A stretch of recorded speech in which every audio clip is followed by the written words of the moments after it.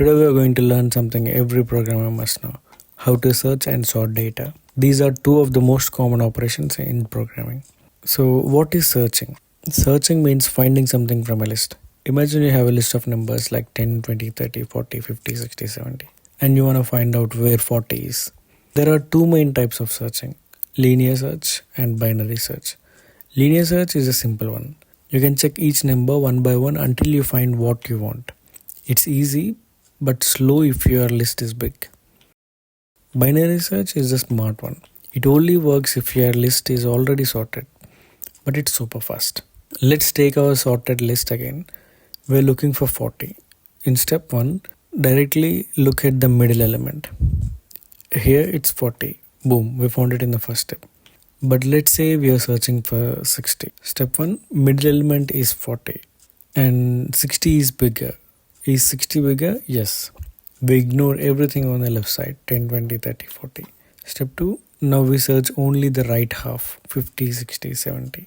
Middle element is 60 and we found 60. See, we didn't have to check every number. We cut the list in half each time. That's why binary search is much faster than linear search. What is sorting? Sorting means arranging data in a particular order, usually from smallest to biggest or alphabetically from A to Z.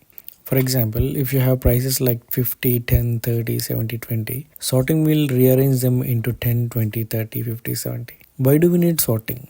Because most searching algorithms like binary search need data to be sorted first. Also, sorted data is easier to read, compare and analyze. Let's start with the simplest sorting algorithm: bubble sort.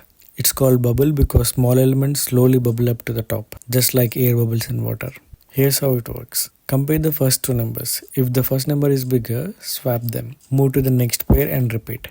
By the end of the first round, the biggest number will move to the last position. Then repeat the process for the remaining elements again and again until everything is sorted. It's slow for big lists but perfect for understanding how sorting works. Let's imagine you're making a small e-commerce app. You have a list of product prices and users want to search them from lowest to highest. That's sorting. Now they have a price and want to see if the product exists. That's searching. So both searching and sorting go hand in hand in real world applications.